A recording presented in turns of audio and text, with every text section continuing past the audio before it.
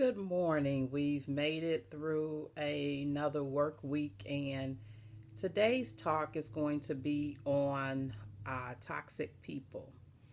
And the point that I wanted to make for today is the responsibility of those of us who listen and entertain toxic conversations.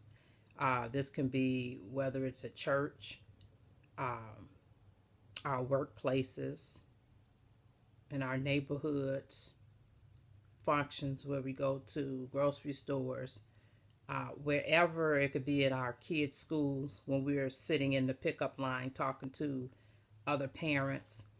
And 9 times out of 10, when it comes to a toxic individual, most of us are already aware of who those individuals are. But what we do is, instead of saying something about whoever it is that they're judging and criticizing or gossiping about, slash all of the above, we sit and we entertain the conversations. And for what I've noticed myself when it comes to a toxic individual, not speaking up and saying the truth, as well as entertaining a false truth from what they're saying about certain individuals. Both of those situations, when we find ourselves in those two situations, we can be just as guilty as the other person. Because, like I said, 9 times out of 10, we know who those people are.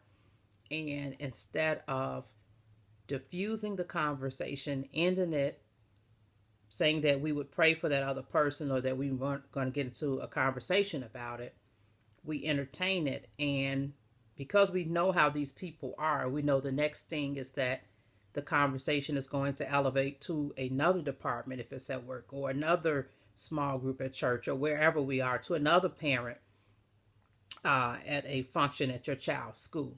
So just for food for thought, when it comes to toxic conversations, that we want to nip it in the bud before it even gets started. When we entertain it, then we leave whatever the topic of discussion, whoever it is, there's going to be food to be chewed on. We leave that open for us or that person to be exploited, to be abused, to be ridiculed, judged, and gossiped about. And no, we cannot control other people. However, we can control how we respond to toxic individuals. If we're going to entertain their conversations or if we're going to diffuse it and move on. So once again, that was just food for thought on this Friday, and I hope you guys have a very blessed weekend.